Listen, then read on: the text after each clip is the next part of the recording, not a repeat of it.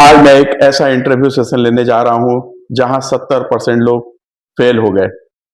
तो मेरा इस वीडियो को बनाने के पीछे उद्देश्य यह है कि आप भी वो गलती ना करें जिससे आप भी कहीं इंटरव्यू देते जाते समय फेल हो जाएं। तो अंत तक इस वीडियो को जरूर देखिए ताकि आप कहीं इंटरव्यू देने जाएं तो आप 100% पास होकर ही निकलें। मैं कमिंग सर। कम इन। जय हिंद सर। जय हिंद। आपका रिज्यूमे है? रिज्यूमे है? Yes sir.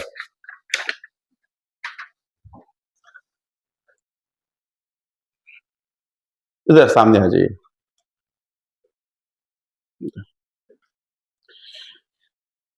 अशोक कुमार नाम है आपका? Yes sir. सिक्योरिटी गार्ड की ड्यूटी के लिए आप आए हैं। आपकी हाइट कितनी है? 5.7 इंच सर। वेट कितना है? 75 सर। 75।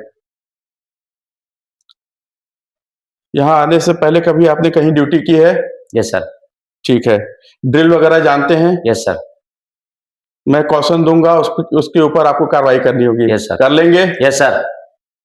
रेड बेस्ट्रा, रेड सावधान, रेड सामने सल्यूट, रेड बेस्ट्रा। मिस्टर अशोक कुमार, मुझे ये बताइए कि विश्राम में पंजे से पंजा और एड़ी से एड़ी के बीच की दूरी कितनी होती है? सर पंजे से पंजे 18 है और एडी से एडी 12 है सर। Very good. रेड सावधान। सावधान पोजीशन में कितने डिग्री का एंगल बनता है? 45 डिग्री का एंगल बनता है सर। ठीक, आप बैठ जाइए। Thank you sir.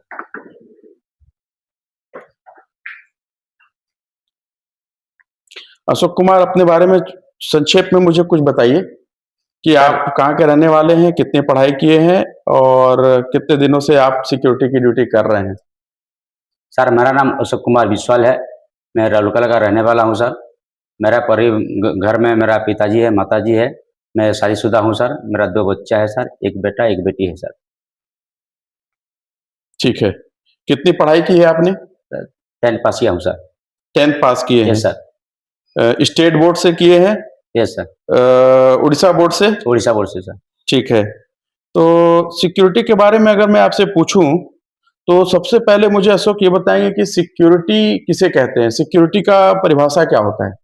सिक्योरिटी किसके लिए जिम्मेदार होता है? मैन मटेरियल इंफॉर्मेशन है सर। ओके, यानी जान की, माल की और सूचनाओं की रक्षा करना है आपको, उसको बोलते हैं सिक्योरिटी। Very good. फायर वगैरह के बारे में कुछ जानते हैं आप? सर फायर तीन प्रक्रिया से होते हैं sir. Heat, fuel and oxygen से मिलते हैं तो फायर बनता है sir. Okay, very good. Fire extinguisher वगैरह कभी आपने चलाया है अपने साइड पे? Yes sir. ओके। आप सिक्योरिटी की ड्यूटी आपने कितने साल से कर रहे हैं आप सिक्योरिटी की नौकरी? सर 8 साल से सर। 8 साल से। अच्छा। एक सिक्योरिटी गार्ड का अगर मैं बात करूं तो अगर आपकी ड्यूटी मुख्य गेट पे है, मेन गेट पे आपकी ड्यूटी है, और आप कैसे पहचान करते हैं कि आपके कंपनी में आने वाला व्यक्ति एम्प्लॉई है, और कैसे पहचान करते हैं कि आपके आने वाला व्यक्ति विजिटर है और इसको हमको ऑथराइजेशन देना है या नहीं देना है, इसके बारे में मुझे कुछ बताएं।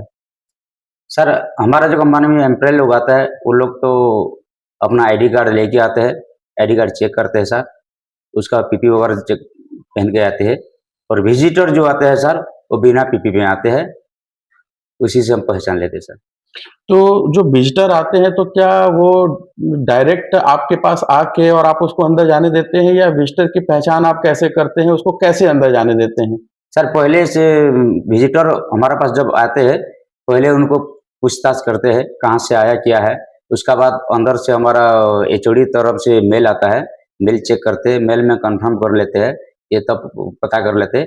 उसका बाद उसी हिसाब से उनको विजिटर पास बन के उसको प्रॉपर पीपी दे के उसका बाद अंदर करते हैं।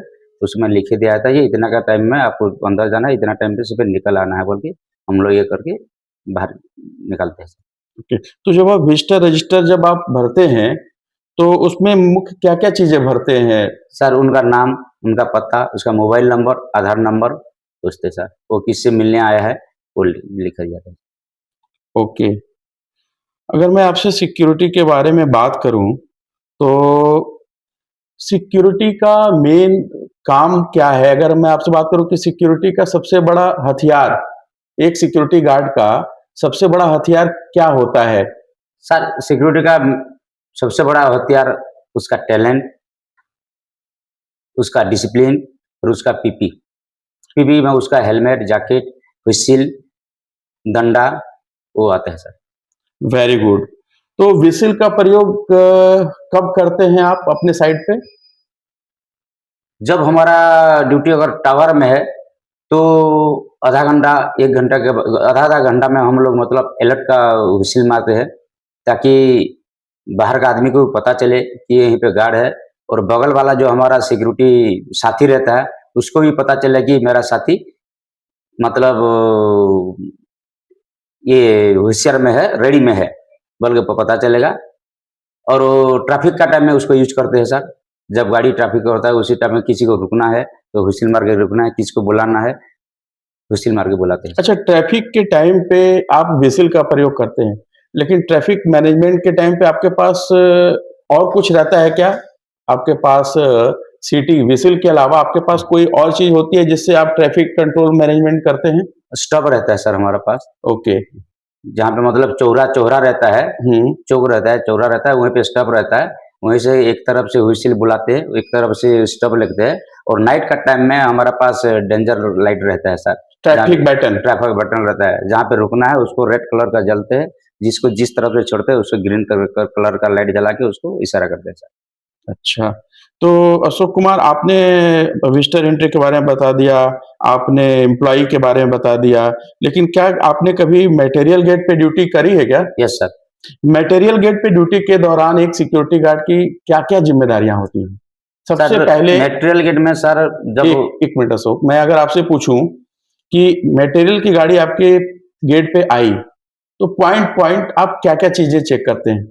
सर पहले जब गाड़ी अंदर आएगा तब पहले उसका पेपर चेक करेंगे। इनवॉइस चेक करेंगे कि हमारा कंपनी का मटेरियल है या नहीं, पहले कंफर्म करें पहले बार। दूसरा ड्राइवर को चेक करेंगे कि वो ठीक ठाक है कि नहीं, अल्कोहल मारा है क्या, चेक करेंगे। उसके बाद उसका लाइसेंस चेक करेंगे। उसका बाद गाड़ी का पेपर पूरा डिटेल चेक करेंगे सर, एक पॉइंट मतलब ये आपका इंश्योरेंस हो गया, अब उसका पोल्यूशन हो गया, ये सब चेक करते हैं, उसका बाद उसको एंट्री लेते हैं सर। ओके, एंट्री आप जब करते हैं, एंट्री करने के बाद आप किसी संचार माध्यम से या किसी माध्यम से अपने यहाँ सुपरवाइज़र को बताते हैं कि हाँ, ये गाड़ी आई है या आप रजिस्टर में एंट्री करके छोड़ देते हैं? नहीं सर, हमारा आरएफआईडी का सिस्टम है। ओके, जब आरएफआईडी में उसका आता है, आरएफआईडी में लगाते हैं, उसके बाद वॉकी टॉकी हमारे पास रहता है, वॉकी टॉकी में हमारा सीनियर सुपरवाइजर को इन्फॉर्मेशन करते हैं। आपके पास वॉकी-टॉकी है, आप वॉकी-टॉकी का इस्तेमाल करते हैं? Yes sir. तो वॉकी-टॉकी पे आपको जब आपका साथी कोई मैसेज करता है, दूसरे पोस्ट का गार्ड, सपोज़ मेन गेट वाला कोई गार्ड अगर आपको मटीरियल गेट पे आपको कुछ संचार माध्यम से कुछ संदेश देना चाह रहा है, तो क्या कोई कॉल साइन होता है या डायरेक्ट आपका नाम लेके वो बुलाता है? नहीं सर, कॉल साइन होता है सर। कॉल साइन होता है। ये कॉल साइन होने के पीछे वजह क्या होती है अशोक? क्यों कॉल साइन लेकर ही एक सिक्योरिटी गार्ड को बुलाया जाता है, नाम लेके क्यों नहीं बुलाया जाता है सिक्योरिटी में? सर वो हमारा पासवर्ड होता है सर, ताकि यहाँ बगल वाला दूसरा आदमी को हमारा बारे कुछ पता नहीं चले, हमारा पासवर्ड टाइप का वो रखा जाता है सर। गुड। अब मैं आपसे अगर पूछूँ कि आप सिक्योरिटी गार्ड में ड्यूटी कर रहे हैं, क्या कभी आपने आगे बढ़ने के बारे में सोचा है लाइफ में? Yes sir. ओके, तो आपने एक बोला आप हाई स्कूल पास हो, आपने अपनी योग्यता आगे क्यों नहीं बढ़ाई? अगर नहीं बढ़ाई तो आगे आपका क्या प्लान है कि आप अभी आपकी उम्र कितनी है? अभी तो मेरा उम्र है सर 26 साल है सर। 26 साल, तो आप आगे 10 प्लस 2 और ग्रेजुएशन कर सकते हैं, तो आपके पास कोई आगे का प्लानिंग है? हाँ सर, अगर कहीं से मौका मिलेगा मैं सुपरवाइजर बन के तैयार हूँ सर। बिल्कुल, क्योंकि देखो अगर आप हाई स्कूल पास हो और आपका नॉलेज है, तो आपको अभी 10 प्लस 2 भी करना चाहिए, ग्रेजुएशन भी करना चाहिए और आप जिस फील्ड में काम कर रहे हो, इस फील्ड में आगे बढ़ने की बहुत सारी संभावनाएँ हैं। Yes sir. तो आप ग्रेजुएशन करो, ग्रेजुएशन इंटर करो, ग्रेजुएशन करो, तो आप इसी फील्ड में काफ़ी आगे तक जा सकते हो। Yes sir. आपके सुपरवाइज़र आपके प्लांट में आपके सुपरवाइज़र होंगे, आपके सिक्योरिटी ऑफिसर होंगे, एएसओ होंगे, तो वो लोग भी तो आपको प्रेरणा देते होंगे। Yes sir. तो आप अपनी पढ़ाई को ज़रूर जारी रखो। ठीक सर। और मुझे एक क्वेश्चन बस ये बताओ, अगर आपके यहाँ कोई भी इमरजेंसी हो गई, इमरजेंसी आपातकाल, तो उस समय गेट पे मान लो कोई मूवमेंट आपके यहाँ अंदर में आग लग गई और उसी समय गेट पे 2 गाड़ी मटेरियल की आ गई। तो मैं आपसे ये पूछ रहा हूँ कि आप अपने क्या किया था अपने प्रीवियस जहाँ आप काम करते थे, तो उस समय आप क्या करते हो? आप गाड़ियों को जाने देते हो, रोक देते हो, क्या करते हो इमरजेंसी के टाइम पे? इमरजेंसी टाइम में गाड़ी को हम सर बाहर निकाल के साइड कर देते हैं ताकि हमारा एम्बुलेंस आ सकते है, हमारा फायर गाड़ी आ सकता है, इसलिए हम लोग ट्रैफिक क्लियर करके उसको साइड कर देते हैं। साइड कर देते हो।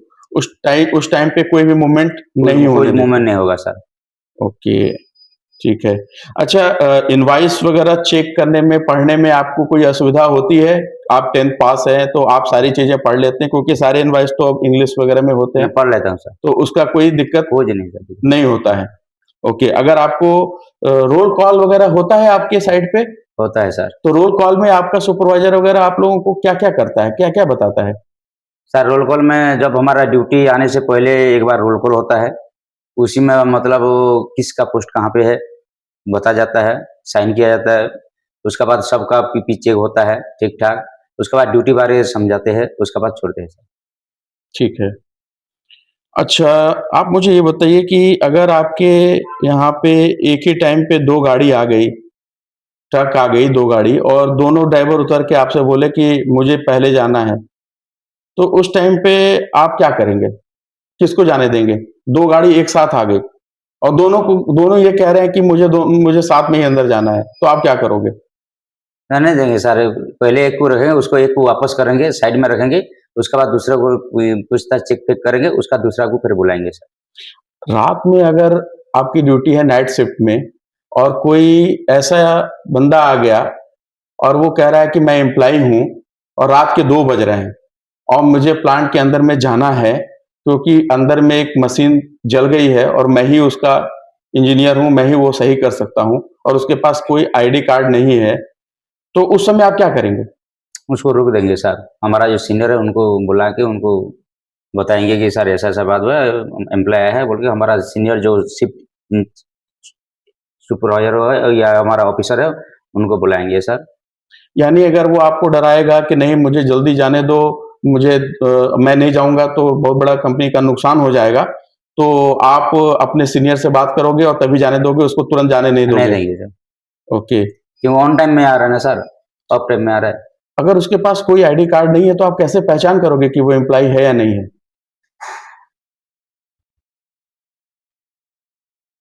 आईडी कार्ड नहीं होगा तो उनको नहीं छोड़ेंगे सर, आईडी कार्ड नहीं होगा तो वो आप नहीं नहीं छोड़ेंगे छोड़ोगे। Sir. Okay, good. Total experience आपका कितना है अशोक जी?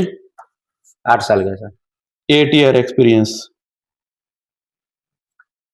और आप हाई स्कूल पास हो।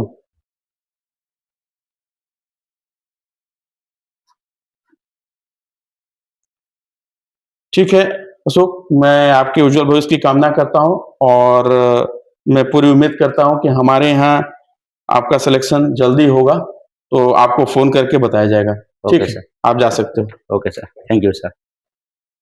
जय हिंद। जय हिंद।